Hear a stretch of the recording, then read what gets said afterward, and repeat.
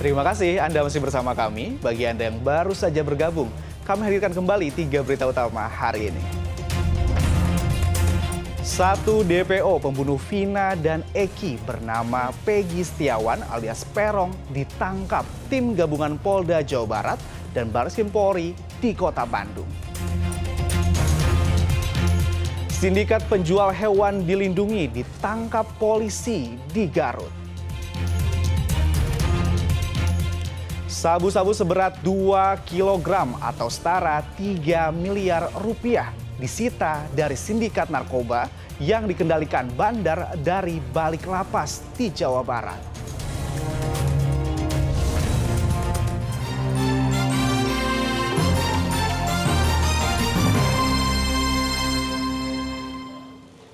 Tim gabungan Direktorat Reserse Kriminal Umum Polda Jawa Barat dan Bareskrim Polri akhirnya meringkus 1 DPO bernama Peggy Setiawan alias Perong terkait kasus pembunuhan 2 sejoli, Vina dan Eki. Polisi kini masih memburu 2 lagi DPO. Polisi seperti tidak mau kehilangan muka atas kasus pembunuhan dan pemerkosaan tragis terhadap 2 sejoli di kota Cirebon, Vina dan Eki yang terjadi 8 tahun lalu. Selasa malam, penyidik gabungan Direktorat Reserse Kriminal Umum Polda Jawa Barat dan Bareskrim Polri akhirnya meringkus 1 DPO bernama Peggy Setiawan alias Perong di kota Bandung. Selama berada di Bandung, Peggy bekerja sebagai buruh bangunan.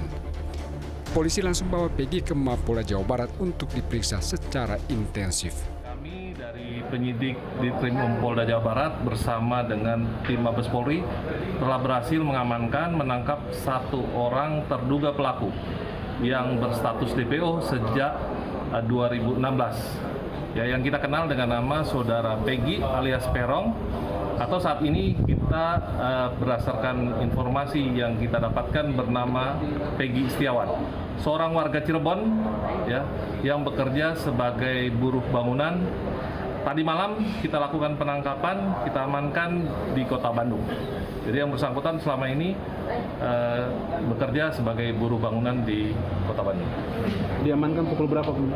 Ya, terkait dengan teknis penangkapan, terkait dengan proses penangkapan tentu akan kami sampaikan kepada rekan-rekan selanjutnya nanti dalam perkembangan setelah hasil pemeriksaan, hasil pendalaman oleh teman-teman penyidik di Krimum Polda Jawa Barat yang saat ini sedang berproses, ya sedang melakukan pendalaman terhadap yang bersangkutan. Saat ini Peggy ditahan di mana, Bu? Yang bersangkutan saat ini sedang kami amankan, ya kami akan lakukan pendalaman, akan lakukan pemeriksaan. Tentunya kami sudah menghubungi pihak keluarganya dan polisi masih harus bekerja keras lagi karena ada 2 DPO yang masih berkeliaran, yakni Andi dan Dani. Kasus kematian tragis Vina dan Eki 8 tahun lalu kembali mencuat ke publik setelah film dokumenter berjudul Vina setelah 7 hari tayang di bioskop. Film itu menjadi pukulan berat bagi polisi karena ternyata pembunuh utama 2 sejoli masih berkeliaran. Sebelumnya 8 orang telah divonis penjara, 7 bahkan dihukum seumur hidup dan 1 lagi divonis 8 tahun penjara. Pengacara ke-8 terpidana rame-rame menyebut bila klien mereka merupakan korban salah tangkap. Salah satu terpidana yang sudah bebas bahkan mengakui dirinya disiksa polisi hingga disetrum. Ia dipaksa untuk mengakui terlibat pembunuhan Vina dan Eki, padahal ia tidak mengenal korban dan 3 DPO.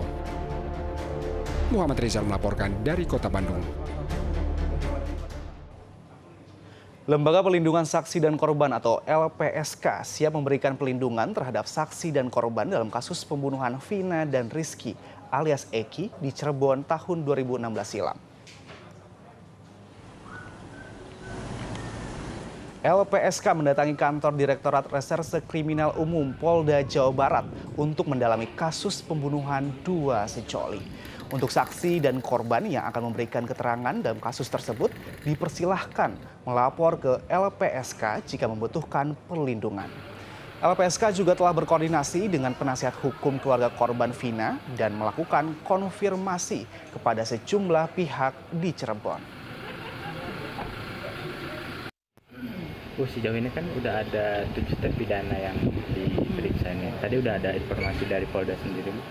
Kami belum mendalami lebih jauh ya, tetapi nanti kami membuka kesempatan saja kepada para saksi atau nanti yang terpidana yang sudah dipidana. Kalau mau membuka keterangan, kami siap untuk memberikan perlindungan. Sebelumnya, kuasa hukum dan terdakwa kasus pembunuhan dan pemerkosaan terhadap pasangan Vina dan Eki angkat bicara terkait kasus kematian tragis dua sejoli setelah kembali disoroti publik. Kuasa hukum para terdakwa menegaskan 8 terdakwa yang sudah divonis bahkan 7 diantaranya dihukum seumur hidup bukan pelaku pembunuhan. Sementara salah satu terdakwa mengaku ia dipaksa polisi untuk mengakui sebagai pembunuh Vina dan Eki.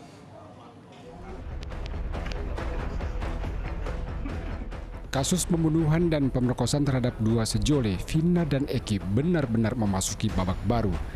8 terdakwa yang sudah divonis, 7 divonis seumur hidup dan 1 8 tahun di penjara, disinyalir bukan pelaku. Kuasa hukum ke-8 terpidana ramai-ramai angkat bicara terkait kasus ini. Mereka menegaskan ke-8 terpidana merupakan korban salah tangkap. Dalam keterangan pers di Kecamatan Kesambi, Kota Cirebon, para pengacara mengatakan penetapan ke-8 tersangka sudah salah sejak awal penanganan hingga persidangan. Sejumlah kejanggalan terjadi, mulai dari kronologis yang berbeda-beda, saksi hingga perbedaan tuntutan dan fakta persidangan. Dalam tuntutan, jaksa menyebutkan korban Eki meninggal akibat luka tusuk di bagian pundak kiri dan perut. Tuntutan ini berbeda dari fakta hasil autopsi yang menyebutkan tidak ada luka tusuk. Bahkan pakaian korban masih utuh. Sementara pada kematian korban Vina, ada luka patah tulang bagian belakang. Namun penyidik tidak melakukan tes DNA untuk mengungkap pemilik sperma yang ada pada kemaluan korban Vina. Ini para terdakwa yang ada di dalam sini bukan pelaku pembunuhan. Saya ingat betul, berulang kali saya katakan itu. Saya ingat betul ketika vonis seumur hidup disampaikan, saya kecewa. Karena apa? Faktanya dalam tuntutan korban meninggal karena tusukan di dada, di dan perut. Tetapi dari hasil visum maupun otopsi tidak ada luka akibat tusukan benda tajam. Itu fakta pertama. Fakta kedua, pakaian yang dikenakan korban yang dijembreng di persidangan itu masih utuh ya Pak ya? Iya. Saya komunikasikan kembali, Bapak Jody melihat masih utuh? Ya. Bapak masih utuh yang ada di dalam sidang? Ibu masih utuh melihatnya?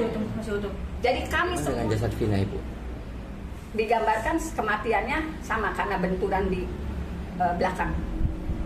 Sama, enggak. Tapi tidak ada sabetan, tidak ada. Ada temuan, mohon maaf, sperma? Kalau dari hasil otopsi, hasil pada saat ini bukan hasil otopsi, hasil ketika pertama kali datang ya, ditemukan sperma. Cuman tidak juga dapat dijelaskan sperma itu milik siapa.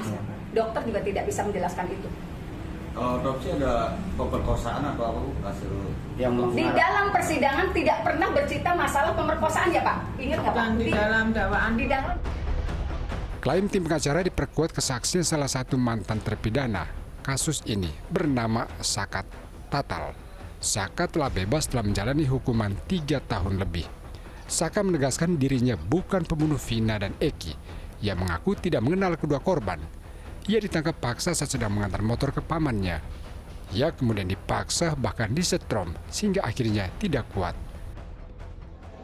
Malah saya ikut ditangkap juga tanpa sebab apapun. Nggak ada penjelasan apapun. Langsung dibawa. Nyampe di Polresta, saya langsung dipukulin, suruh mengakui apa yang bukan saya lakukan. Saya dipukulin, dijejekin, disiksa segala macam sampai disetrum. Terus akhirnya Mas Saka ngaku. Siapa yang ngetrumnya, yang mukulinnya siapa? Yang mukulin, yang ngetrum itu anggota polisi semua. Tapi kita nggak tahu namanya. Namanya saya nggak tahu. Terus akhirnya ngaku Mas Saka. Akhirnya aku juga. Kenapa ngaku? Apa nggak kuat? Apa gimana? Akhirnya aku juga itu karena terpaksa. Karena terpaksa udah nggak kuat gitu. Udah nggak kuat lagi. Kematian tragis Vina dan Eki kembali disorot publik setelah kisahnya diangkat ke film dokumenter layar lebar berjudul Vina setelah 7 hari. Dari film terungkap fakta bila kedua korban tewas bukan karena ulah geng motor, namun dibunuh, bahkan Vina diperkosa secara bergilir. Kasus 8 tahun lalu itu telah menjatuhkan hukuman seumur hidup kepada 7 terdakwa dan 3 tahun penjara kepada terdakwa yang masih di bawah umur. Sementara 3 pelaku lain masih dalam pencarian. Maruli Habibi melaporkan dari kota Cirebon. Hoaks atau berita bohong terkait kasus pembunuhan dan pemerkosaan 2 sejoli, Vina dan Eki, melonjak drastis sejak kasus kembali dibuka. Hoaks yang menyebar dalam masyarakat Cirebon bersumber dari asumsi dan cocokologi.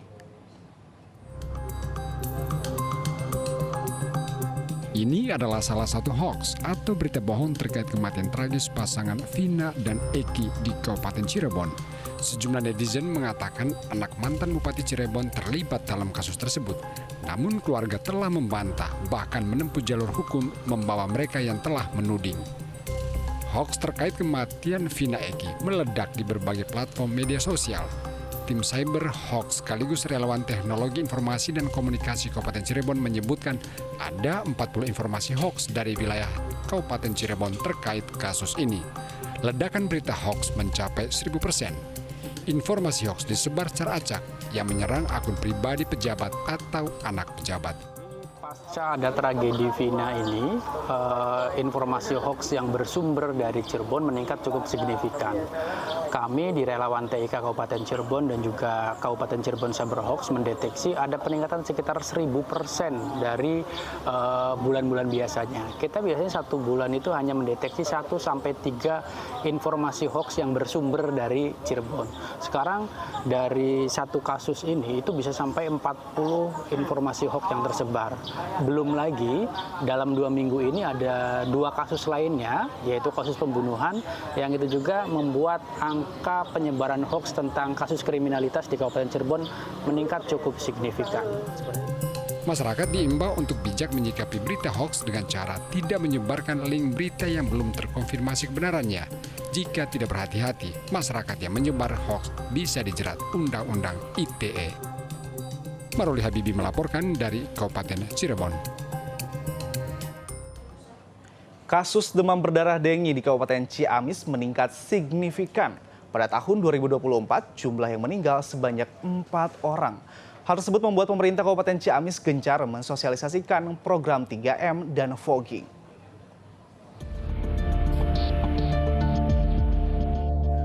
Sejak awal tahun 2024, kasus demam berdarah meningkat dibanding tahun 2023. Dari data Dinas Kesehatan Kabupaten Ciamis, pada tahun 2024 kasus DBD naik signifikan.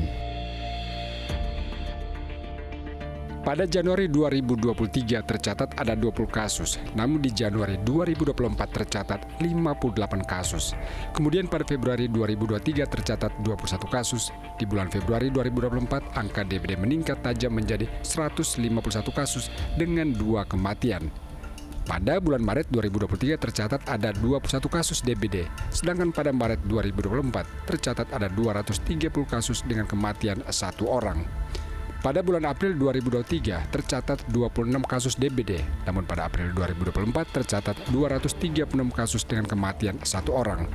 Lalu pada Mei 2023 tercatat 21 kasus. Di bulan Mei 2024 tercatat 89 kasus DBD. Kebanyakan orang tua pasien tidak menyadari jika anaknya terkena DBD. Mereka baru mengetahui hal tersebut setelah adanya hasil tes laboratorium. Panas, batuk, pilek. Oh gitu. Iya. Ibu tahu kalau itu DBD? Enggak, tahunya demam biasa. Terus tahunya? Tahunya dicek lab di puskesmas. Di puskesmas ya. Iya. Pas hasilnya positif DBD langsung dirujuk ke sana.